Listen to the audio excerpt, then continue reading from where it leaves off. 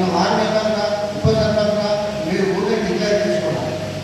అంత ఇప్పుడు ఎమ్మెల్యే నియోజకవర్గంలో 5 6 ఎమ్మెల్యే ముగ్గురుగా పోటీ ఉంటారు, కానీ డిపార్ట్మెంట్ పార్టీ ఒక్కరికి వేస్తారు. కాబట్టి రేటు అదే దృష్టిలో పెట్టుకొని ఎస్సీకి వచ్చినా, బీసీకి వచ్చినా, జనరల్ వచ్చినా, ఎస్సీకి వచ్చినా ఎవరైనా ఒక్కళ్ళనే మనం పేరు డిక్లేర్ చేసుకొని అందరం కష్టపడితే మనం తెలుస్తాము. అంతేగాని మనల్ని మనం ఉండి ఒక్కరికొకరు ఎన్నుకోలు పరుచుకుంటే నష్టపోయేది మనమే. కాబట్టి దయచేసి, ఎందుకంటే గవర్నమెంట్ చాలా వ్యతిరేకత ఉంది. ఇలా బోనస్ ఇస్తున్నది ప్రతి ఒక్కరు సన్నపంతో చేసిండ్రు రైతులు చాలా, అంటే ఒక్కొక్క 5 6 7 8 సార్లు స్ప్రే కొడితేనే ఇలా సన్నపంలు పట్టినాయి. అంటే గవర్నమెంట్ ఇచ్చే ధరతోనే రైతులు ఏం లాభం లేదు, బోనస్ ఇస్తేనే లాభం.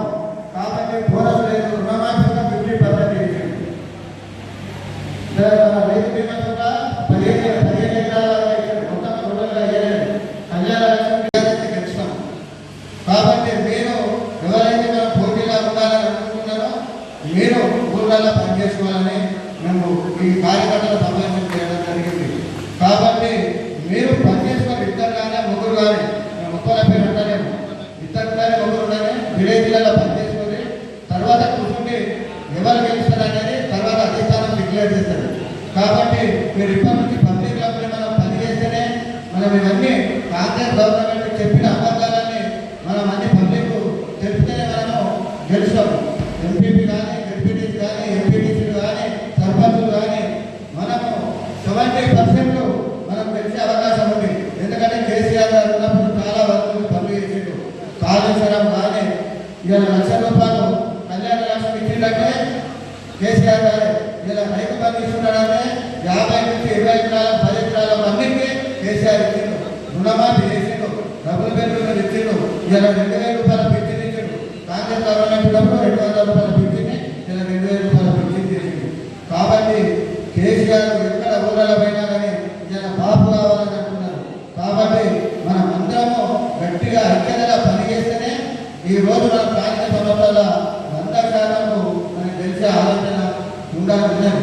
కాబట్టి మీరందరూ విలేజ్లలో ఐక్యతగా ఉండి పోరాటనే మనం అందరము సర్పంచ్ కానీ, ఎంపీటీసీ కానీ, జడ్పీటీసీ కానీ, సొసైటీ చైర్మన్ కానీ, వార్డు మెంబర్లు కానీ, ఉప సర్పంచులు కానీ గెలిచే అవకాశం ఉంటుంది.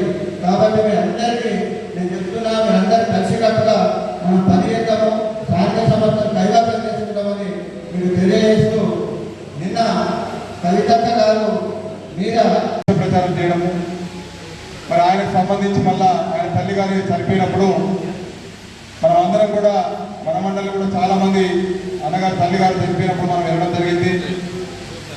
మరి ఆ రోజు ఎయిర్పోర్ట్లో ఆపేస్తారు, లేకపోతే నిజామాబాద్ లాగానే అరెస్ట్ చేస్తారు, హైదరాబాద్లోనే ఇంట్లోనే అరెస్ట్ చేస్తారని చెప్పేసి మళ్ళా బ్రోకర్ మాటలు, చిల్లర మాటలు కాంగ్రెస్ వాళ్ళు మాట్లాడము, దానికి బీజేపీ వాళ్ళు వస్తాలు దొరకడము, ఇట్లా చేసిండో అట్లా చేసిండని వాట్సాప్లలో వైరల్ చేయడము, మరి ఆ కుటుంబాన్ని మొత్తము ఆయన కొడుకు మీద కేసులు పెట్టడము, అయిన పోయి ఈయన హెల్త్ మంచి దగ్గర దుబాయ్లో ఉండే ఆ మేడంని తీసుకెళ్లి పోలీస్ స్టేషన్లో చుట్టూ తిప్పడము, వాళ్ళ ఇంట్లో 100 మంది పోలీసులు పంపడము, ఇటువంటి కార్యక్రమాలన్నీ మరి సుదర్శన్ రెడ్డి కాంగ్రెస్లో ఉన్న పెద్దలతో కొంతమందిని ఉసిగొల్పి, అధికారులు ఉసిగొల్పే ప్రయత్నం చేసిండు. మరి ఆ రోజు ఛాలెంజ్ చేసి మొన్న వాళ్ళ తల్లిగారు చనిపోయినప్పుడు కార్యకర్తల సమావేశం వెంటనే పెట్టుకొని పోదంలో వాళ్ళ అన్నదమ్ములు అందరితో కార్యకర్తలతోనే ఒకటే మాట చెప్పిండు శంకరన్న, అన్న మనకు ఎటువంటి కేసు సంబంధం లేదు, మనం ఎటువంటి బియ్యం దోపిడీ చేయలేదు, నేను ఇక్కడనే 10 రోజుల పాటు ఉంటా, 10 రోజులు ఇక్కడనే ఉంటా, ఎవరైనా కలెక్టర్ ఉన్నా, ఎవరైనా పోలీస్ ఆఫీసర్ ఉన్నా, కమిషనర్ ఉన్నా, మరి కాంగ్రెస్ ప్రభుత్వంలో ఎటువంటి పెద్దలున్నా కానీ మీకు నచ్చిన విధంగా బైరవలు చేసుకొని మా నా ఇంటికి పంపింది, నన్ను అరెస్ట్ చేయండి, నాకు ఏం కేసులు ఉన్నాయని చెప్పేసి ప్రెస్ ముఖంగా కార్యకర్తలు అందరి సమూహంగా మనల్ని అందరినీ కూర్చోబెట్టి చెప్పడం జరిగింది. మరి ఇప్పటిదాకా కూడా దాని మీద ఎటువంటి స్పందన లేదంటే మరి కాంగ్రెస్, బీజేపీ పార్టీలు మన మీద ఎంత కక్ష పెట్టినాయి మన నాయకుడి మీద అని చెప్పేసి ఒక్కసారి మన మనసులో మనము రియలైజ్ కావాలా. గ్రామాలలో మనం మాట్లాడుకున్నప్పుడు మన ఫ్రెండ్స్, మన పెద్దలు, మన ఊళ్ళో అరే షెకిల్ ఇచ్చేసిండట, షెకిల్ వచ్చేసిండట మీ నాయకుడు అన్నప్పుడు ఎదురు తిరిగి చెప్పవలటువంటి పరిస్థితుల్లో మన నాయకుడు ఉండాలి కొద్దిగా దయచేసి. ఎందుకంటే షెకిల్ అన్న తర్వాత రేపు ఇంకొకరిని అంటారు, ఇంకొకరిన తర్వాత మనల్ని అంటారు. కాబట్టి గ్రామాలలో అట్లా కింది స్థాయి దాకా మనము వెళ్ళిపోతాము, ఏం లేకుండా చేద్దామనే ప్రయత్నము మరి రెండు పార్టీలు కూడా అన్న మీద ఒక్కొన్ని ఖతం చేసేస్తే మనం అందరం కూడా ఖతం అయిపోతామని చెప్పేసి ఒకటి ఉంది. మరి దరిద్రం ఏంటంటే పార్టీలు జరుగుతున్న దాని మీద మాట్లాడదు, కానీ ప్రభుత్వం నడిచేటప్పుడు ప్రభుత్వంలో కొన్ని పాలసీలు పెట్టింది. ఎక్కడ ఉన్న ఎమ్మెల్యేలు అక్కడ చేసుకోవాలా, అక్కడ పని చేసుకోవాలా, అక్కడ నడిపించుకోవాలా అంటే కొన్ని లోపాల వల్ల మినిస్టర్లు కూడా మన కాన్స్టిట్యూన్సీలోకి వచ్చి ఫండ్స్ రిలీజ్ చేయలేని పరిస్థితి ఉంది. మనకు దిగుమొక్క ఎవరు ఉన్నారంటే కవితక్క గారు ఉన్నారు. మరి కవితక్క గారి మీద ప్రభుత్వం ఉన్నప్పుడు ఆ విధంగా ఆ కేసులు పెట్టారు, ప్రభుత్వం లేనప్పుడు మళ్ళా చిల్లర ఉన్న కొడుకులు కొంతమంది కలిసి మళ్ళీ ఈ భాష ఆ భాష మాట్లాడుకుంటూ మళ్ళీ ఇట్లా ఇబ్బంది పెడతా ఉన్నారు. మరి ఆ రోజు లక్ష్మీపుత్రుడు మన భోజాల శ్రీనివాస్ రెడ్డి అని చెప్పేసి ఆయన హెలికాప్టర్లు ఇచ్చి ఎవరో కార్యకర్త చచ్చిపోయిందని చెప్పేసి ప్రజాధనంతో ఆయన హెలికాప్టర్లు ఇచ్చి పంపించి మా లక్ష్మీపుత్రుడు మొత్తం తెలంగాణ అని చెప్పారు. గవర్నమెంట్లో అటువంటి నాయకుల్ని పెంచి పోషించి మరి పక్కన ఉన్న లక్ష్మీపుత్రుడికి 1000 కోట్ల రూపాయలు ఫండ్స్ ఇవ్వడం జరిగింది. ఆ 1000 కోట్ల రూపాయలతోని మనకు వచ్చిన కాన్ఫరెన్స్లో ఇల్లు కూడా తీసుకుపోయి ఆ లక్ష్మీపుత్రుడే కట్టుకున్నాడు. ఆ లక్ష్మీపుత్రుడికి ఆయనకు పదవి కావాలా, వాళ్ళ కొడుకు పదవి కావాలా, ఒక్కొక్క ఇంట్లో 2 పదవులు ఇచ్చేసి ఇక్కడ మొత్తం నిజామాబాద్ జిల్లాలో డ్యామేజ్ చేసుకుని పార్టీని డ్యామేజ్ చేసుకునే పరిస్థితి. మరి ఆ లక్ష్మీపుత్రుడు మళ్ళీ ఇంకొక ఇంటికి పోయింది. ఇప్పుడు మళ్ళీ అందులో కూడా లక్ష్మీపుత్రుడు అయిపోయిండు. ఇలా సుదర్శన్ రెడ్డి ఈ నాయకుడు ఒకటే గుర్తుంచుకోవాలా, నువ్వు సీనియర్ నాయకుడు అని చెప్పుకున్నావు, నువ్వు కాంగ్రెస్లో పెద్ద నాయకుడు అని చెప్పుకున్నావు. మీ మామగారు జైపాల్ రెడ్డి ఉన్నప్పుడు నీది అప్పట్లో ఏమైనా నడిచి ఉండి నీకు ఆ రోజు కాంగ్రెస్లో ఏమైనా మినిస్టర్ ఇచ్చినావు, కానీ నీకు ఇప్పటి నుంచి మినిస్టర్ ఇచ్చే దాఖలాలు లేవు. నీకు ఇంతమన్నా భోజనం శ్రీనివాస్ రెడ్డి రానిడు. ఆయన మొత్తము అన్ని పార్టీలలో ఉన్న రక్తం టీడీపీ కానించి ఆ భోజనం ఉంది కాబట్టి ఆయనకు ఎవరికి ఎక్కడ ఏది నొక్కాలా ఏది నొక్కాలా అనే దాంట్లో ఉంటాడు. కాబట్టి నీకు మొక్కుడు కార్యక్రమం నీకు నచ్చదు కాబట్టి నువ్వు మొక్కకుండా ఇక్కడే ఉండవు. ఆయన మొక్కుకుంటూ మొత్తం రాష్ట్రం అంతా అన్ని పార్టీలు తిరిగేస్తుందని చెప్పేసి మరొకసారి విన్నవించుకుంటున్నా. మరి ఇటువంటి పరిస్థితులలో కాన్స్టిట్యూన్సీలో ఆ రోజు ఇల్లు లేకుండా అయిపోయినాయి. ఒక మైనారిటీ నాయకుడిని వెనుకేసిన పరిస్థితి ఉండే, ఒక మైనారిటీ నాయకుడు ఎక్కడ మినిస్టర్ దగ్గర పోవాలా ఎక్కడికి పోవాలనే పరిస్థితి పార్టీలో ఉండే. ఇవి మనం బయటికి చెప్పుకోలేని పరిస్థితిలో కూడా మన నాయకుడు ఉండేవారు. మరి ఆ రోజు మేము ఒకసారి పూజెంటన్న కానీ నేను కానీ స్టేజ్ మీద కొంతమంది నాయకులు మేము పోయి మినిస్టర్ క్వార్టర్స్లో పోయి ఫండ్స్ గురించి ఎలక్షన్ ముందు ఒక 6 నెలలు 8 నెలల ముందు మేమందరం కూడా మినిస్టర్ క్వార్టర్స్లలో ఎమ్మెల్యే తీసుకొని పోతే కవితక్క గారు ఒక ముఖ్యమంత్రి కూతురై ఉండి కనీసం ఒక లెటర్ ఇస్తే ఒక 100 కోట్లు శాంక్షన్ చేసే పరిస్థితిలో ఉన్నప్పుడు ఆమె పరిస్థితి కూడా అంతంత మాత్రంగా జిల్లాలో ఎవరిది నడవాలో వాళ్ళదే నడిచేటట్టు పార్టీలు ఉంచారు. మరి ఆమె ఆ రోజు మన ఎమ్మెల్యే గారిని పట్టుకొని మినిస్టర్ క్వార్టర్స్ అన్ని తీసుకెళ్లి ఈ ఎస్టీ తాండాలకు సంబంధించి 25 కోట్ల రూపాయలు మంజూరు చేసుకుని సత్యవతిరావుతో మినిస్టర్ దగ్గరికి పోవడం, మిగతా మినిస్టర్ దగ్గర పోవడం, మన కాన్స్టిట్యూన్సీ ఫండ్స్ అనుకుంటే దాంట్లో కూడా అడ్డుపడే పరిస్థితే ఉంది. మన ఇవన్నీ నాయకత్వంలో లోపాలు చెప్పుకొని లోపాలు తీసుకొని మనకు ఇబ్బందులు పెట్టడం కానీ మరి అదేవిధంగా వాళ్ళు చేస్తున్నటువంటి కార్యక్రమాల్లో మేము ఎంత చేస్తున్నాం మీకు అప్డేట్ చేసి అనే విమర్శలతో పాటు ఇవాళ అనేక రకంగా ఇబ్బందులు పెడుతున్నటువంటి పరిస్థితుల్లో మరి మన మండలంలో ఇవాళ కరువు కట్టినటువంటి నాయకులు కార్యకర్తలు మరి అందరూ కూడా ఖచ్చితంగా ఎవరి వాళ్ళు ఇవాళ ఉన్నారంటే మరొకసారి కూడా మీ అందరూ కూడా మరి చేతి మీద దండం పెట్టాల్సింది. ముఖ్యంగా మనం సంప్రదించిన తర్వాత మరి మన పార్టీ నాయకులు ఈ నియోజకవర్గ రథసాధించినటువంటి మరి శక్తిరెడ్డి గారు ఉన్నటువంటి పరిస్థితిలో మరి ఆయన కూతురు పెళ్లితో పాటు మరి 18 నెలలుగా తనకు ఉన్నటువంటి ఇబ్బందులు కావచ్చు, మనకు అందుబాటులో లేకపోవడం కావచ్చు, మరి అదేవిధంగా మనకు మండలంలో మరి అనేక ఇబ్బందులు ఉన్నటువంటి పరిస్థితిలో ఎవరు పట్టించుకోలేనటువంటి పరిస్థితిలో మరి ఇక్కడ ఉన్నటువంటి రాజకీయాలు కూడా ఒకసారి కవితను సంప్రదించిన తర్వాత మీరందరూ కూడా ఒక 10 మందితో ఒక సమన్వయం చేసి దానికి నాయకత్వ అబ్బాయి యొక్క పార్టీ ఉన్నటువంటి పెద్దలందరితో పాటు మరి మీరందరూ కూడా ఒక సమన్వయం చేసుకుంటే రానున్న ఎన్నికల్లో మన కాంగ్రెస్ బీజేపీ ప్రభుత్వాన్ని నాయకులు మన నిర్వహిస్తున్నటువంటి పరిస్థితిలో మీరు ఉన్నటువంటి వాళ్ళనైనా ఖచ్చితంగా ధైర్యంతో ఉండి మరి ఎన్నికలకు ముందుకోవాల్సినటువంటి పరిస్థితిని తాలిపేకల్లా చెప్పిన తర్వాత ఈ నిర్ణయం తీసుకోవడం జరిగింది. మరి ఇక్కడ ఇప్పటికే దాదాపు అన్ని గ్రామాలకు సంబంధించినటువంటి అనేక మంది అనేక విషయాలు మాట్లాడడం జరిగింది.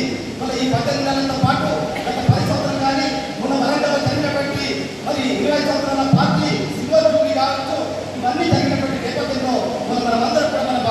మాట్లాడుకోవడం జరిగింది. దాని నేపథ్యంలో ఇవాళ ఆగస్టు కావచ్చు, సెప్టెంబర్ కావచ్చు, ఇవాళ ఎన్నికలు జరుగుతున్నటువంటి పరిస్థితుల్లో స్థానిక ఎన్నికలకు పోవాలంటే ఇవాళ కాంగ్రెస్ పార్టీ దాదాపు ఈరోజు నారాయణ చేసింది. ఈ స్థానిక ఎన్నికలు ఉంటే గ్రామాల జరుగుతుంది. ఈ స్థానిక ప్రజాప్రతినిధులు ఉంటే ఇవాళ గ్రామాలతో పాటు ప్రజలకు సంబంధించినటువంటి రోజు ఉన్నటువంటి సమస్యలు పరిష్కారమైతే ఇవన్నీ కూడా పెట్టకుండా ఈ ప్రభుత్వం చేసినటువంటి కాంగ్రెస్ ప్రభుత్వం చేసినటువంటి ఎన్నికల ముందు చేసినటువంటి తప్పిదాలు కావచ్చు, కాంగ్రెస్ ప్రభుత్వం ఎన్నికల్లో ఇచ్చినటువంటి వాగ్దానం కావచ్చు, మరి ఆర్గానిక్ కావచ్చు, దానికి తోడు అనేక హామీలు కావచ్చు, ఇవన్నీ చేసినటువంటి తప్పులు ఉండగానే మరి ఈ ప్రభుత్వం ఎన్నికలు పోకుండా మరి ఇప్పటికీ కార్యక్రమం చేస్తుంది. కానీ మొన్న హైకోర్టు కావచ్చు, అనేక మంది ప్రజాసంఘం కావచ్చు, అనేక మంది మేధావులు కావచ్చు ఖచ్చితంగా గ్రామాలలో కూర్చుపడుతుంది. మీకు ఇప్పటికైనా సిగ్గురావాలి కాంగ్రెస్ నాయకులని మన హైకోర్టు చెప్పినటువంటి పరిస్థితుల్లో ఇవాళ ఎన్నికల పోవడానికి ప్రభుత్వం సిద్ధమైంది. దాని సందర్భంగా మనం అందరం కూడా ఆలోచించుకోవాల్సినటువంటి అవసరం ఉంది. మన పార్టీలో మండలంలో ఉన్నటువంటి నాయకత్వం అంతా కూడా ఇవాళ ఇక్కడ సంపాదించుకొని ఇవాళ బయటకు వెళ్ళిపోయినటువంటి పరిస్థితి. ఇవాళ కొన్ని గ్రామాల్లో 5 ఉండొచ్చు, 4 ఉండొచ్చు, 10 మంది ఉండొచ్చు, 100 మంది ఉండొచ్చు, ఒక్కరు ఉండొచ్చు, 2 ఉండొచ్చు. కానీ మనందరం కూడా ఒక సైనికులుగా కలిసికట్టుగా మనం సైనికులుగా గట్టి ఉండాల్సినటువంటి పరిస్థితి ఉంది. ఇవాళ డబ్బు సంపాదించినటువంటి నాయకత్వం అంతా కూడా ఇక్కడ వెళ్ళిపోయింది. ఇవాళ అధికారంలోకి వచ్చినటువంటి కాంగ్రెస్ నాయకులు ఆనాడు మనకు అవకాశం లేకుంటే ఏ నాయకుడు కూడా మనకు సపోర్ట్ చేయకపోయినా ఉన్నది వేరే కూడా నటించి కార్యకర్తలు వర్తించుకొని లేకపోతే కార్యకర్తలతో నుండి మనం సంపాదించుకున్నంత కార్యకర్తలకు ఏదో రాష్ట్రంలో గ్రామాల్లో ఎక్కడికక్కడ కాపాడుకోవడం జరిగింది. అయినా ఎదుటి వాళ్ళందరూ కూడా ఈ కాండాలు వేసుకుంటే, దుమ్మలు వేసుకుంటే, తెల్లబట్టలు వేసుకుంటే ఇదంతా ఎంత సంపాదించుకున్నారు అనే పరిస్థితి కూడా ఆరంభించి మనం ప్రచారం చేసింది. కానీ ఏ నాయకుడు కూడా మనకు సపోర్ట్ చేయకపోయినా మనకు ఉన్నటువంటి పై నాయకత్వం కానీ కింది నాయకత్వం కానీ సపోర్ట్ చేయకపోయినా మనమందరం కూడా పార్టీ కూడా కానీ ఆనాటి నుంచి ఈనాటి ఉద్యమంలో ఉన్నటువంటి వాళ్ళు కూడా అందరూ కూడా కట్టి ఉండడం జరిగింది. అందుకే ఇవాళ అధికారంలోకి వచ్చినటువంటి కాంగ్రెస్ నాయకులు ఇవాళ అనేక రకాల అక్రమాలకు పాల్పడుతూ ఉన్నారు. మొదటి కావచ్చు, కన్ను కావచ్చు, లేకపోతే ఇంకా వేగం పన్ను కావచ్చు, భూముల వ్యవహారం కావచ్చు, లేకపోతే ఇంకోటి కావచ్చు, ఇంకోటి కావచ్చు, అన్ని కూడా జరుగుతూ ఉన్నాయి. ఇసుక కావచ్చు. ఇవాళ ఇంద్రమ్మ పేరుతో దాదాపు 50 సంవత్సరాలుగా పేరు చెప్పుకునే పరిస్థితి వాళ్ళ మళ్ళీ ఇంకా అదే పరిస్థితి కొనసాగుతున్నటువంటి పరిస్థితి. అందుకే అందరూ కూడా ఆలోచించాల్సినటువంటి పరిస్థితి ఉంది. ఈ ప్రభుత్వము ఏదైతే అధికారంలోకి వచ్చిన తర్వాత మన నాయకత్వంతో పాటు రాష్ట్ర నాయకత్వంతో పాటు కింద ఉన్నటువంటి నాయకత్వాన్ని కూడా మన టార్గెట్ వైపు మన కూటి కొట్టు ఆడడంతో పాటు మన కాళేశ్వరం నుంచి మన కరెంట్ దాకా కావచ్చు, అదేవిధంగా మన డబుల్ బెడ్రూమ్ నుంచి మన దత్తపతి కావచ్చు, బీసీ పది కావచ్చు, ఇంకోటి కావచ్చు, వాటి మీద విమర్శలు చేస్తాము. అందుకే మనం మన ఆలోచన విధానాన్ని ఒకరికినొకరు మార్చుకోవాల్సిన అవసరం ప్రస్తుతానికి ఉంది. ఎందుకంటే ఇంతకుముందు నా జాగాలో నేను పోయి, లేకపోతే ఇంకో వ్యక్తి పోయి చెప్పుకునే బాధ మన ఎమ్మెల్యే గారికో, మేడర్కో, లేకపోతే ఎవరికో ఉంటుంది. ఇప్పుడు ఆ పరిస్థితి అనేది మనకు ఈరోజు మన ఎమ్మెల్యే గారు లేదు కాబట్టి మనకు అర్థమవుతా ఉంది. ఎందుకంటే ఉన్న రోజులు ఎవరైనా అర్థం చేసుకోలేదు, అందరమే. ఈరోజు అర్థం చేసుకోవాల్సిన అవసరం మనందరికి కూడా వచ్చింది. ఒక ఎమ్మెల్యేగా ఉంటే ఈరోజు ఈ పరిస్థితి వచ్చేదా అని చెప్పేసి ఈరోజు మనకు ప్రతి ఒక్కరికి ఆలోచన వస్తుందా లేదా? వస్తుంది కదా. ఇది మన చిన్న మన పొరపాట్ల వలన, చిన్న లోపాల వలన, ఒకరికి ఒకరు అర్థం చేసుకోకపోవడం వలన ఇటువంటి సమస్యలు వచ్చిన నాయకులు పట్టించుకొని ప్రతి విలేజ్లో సమన్వయంగా మాట్లాడి ఉంటే ఈ పరిస్థితి వచ్చేది కాదేమో అని చెప్పేసి నేను మీ అందరి ముంగట కార్యకర్తల ద్వారా, నా ద్వారా మీ అందరికీ తెలియపరుస్తూ ఉన్నాను. జరిగిన లోపం జరిగిపోయింది. ఈ రోజైనా కనీసం మనమందరం కలిసి అర్థం చేసుకొని ముందుకు పోదామనే ఆలోచన విధానం ఉన్న కార్యకర్తని పట్టుకొని ముందుకెళ్దాం. ఒకవేళ మన దాంట్లో కూడా తప్పులుంటే ఒప్పుకోవాల్సిన అవసరం ఉంది. లేని పక్షంలో కార్యకర్త ముందుగానే ఉంటాడు. ఎందుకంటే వాళ్ళకి మనం ఏం చేయలేము. చేసిన వాళ్ళకే చేసినాం. మనం ఉన్న కార్యకర్తకు న్యాయం చేద్దామనే ఆలోచన వచ్చేసరికి మన గవర్నమెంట్ తిట్టింది. మనం ఫుల్ కాన్ఫిడెన్స్గా ఉన్నాం. మన గవర్నమెంట్ వస్తుంది, ఎట్లన్నా గెలుస్తాం, మన కేసీఆర్ తరఫున గెలుస్తామనే ఆలోచనతో మనం అందరం ఉన్నాం. కాబట్టి అటువంటి ఆలోచన ఇప్పుడు ఎవరు కూడా ఉంచకూడదు. ఇప్పుడు మనమే కేసీఆర్ అనే తత్వంలో పనిచేసి కేసీఆర్ గారిని బలపరచాల్సిన అవసరం మనందరికీ ఉంది.